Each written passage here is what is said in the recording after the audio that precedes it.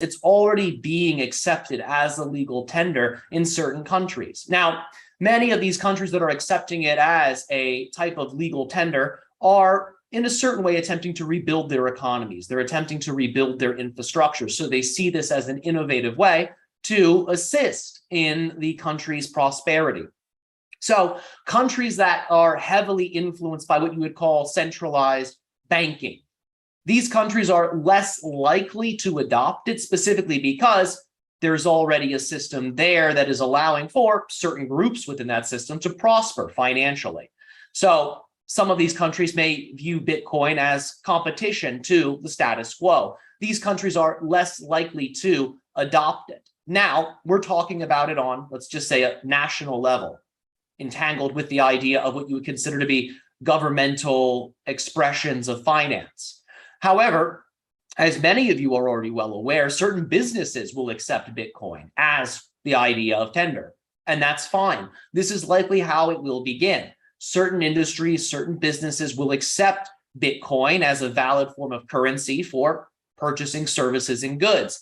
And should enough businesses and individuals do this, the governments will be put in a position where they will either have to regulate it or they'll have to accept it as it is. If it is accepted because of this, it will likely become the idea of a parallel currency, a parallel form of tender.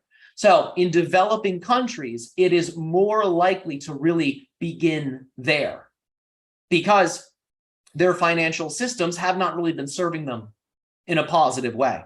So these individuals who are present in what you would consider to be third world countries may be much more enthusiastic and much more open to adopting these things because they view it as a way to give themselves a fresh start and to increase the probability of prosperity.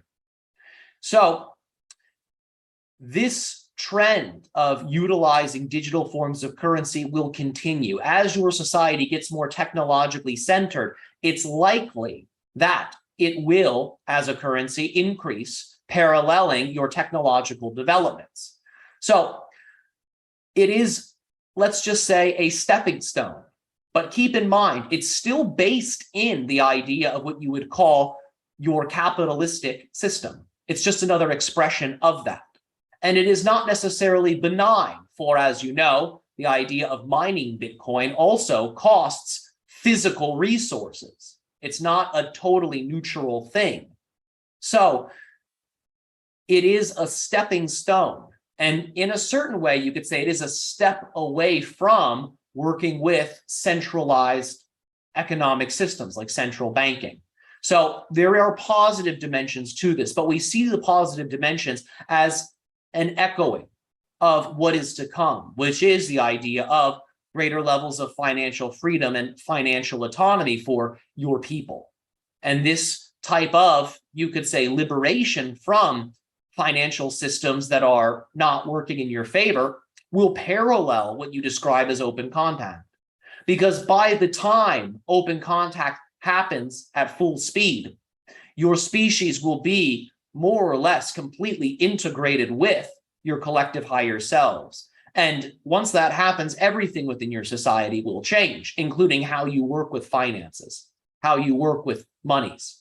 All of that will shift. So we see Bitcoin as an echoing of that next step in your species' societal development.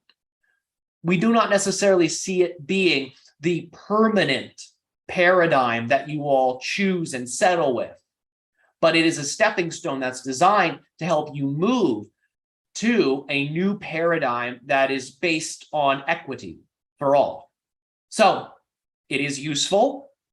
It still is born of the same mindset that has birthed your modern financial system, but we see it as an expression of that is more positive in a way and emphasizes the idea of financial autonomy for the individual. So it does represent greater levels of equity. There is utility in it. However, we remind you there is also an environmental impact to it. So it's not completely benign. So keep these things in mind. Use it if you're drawn to it. It can serve you. It can be a powerful tool.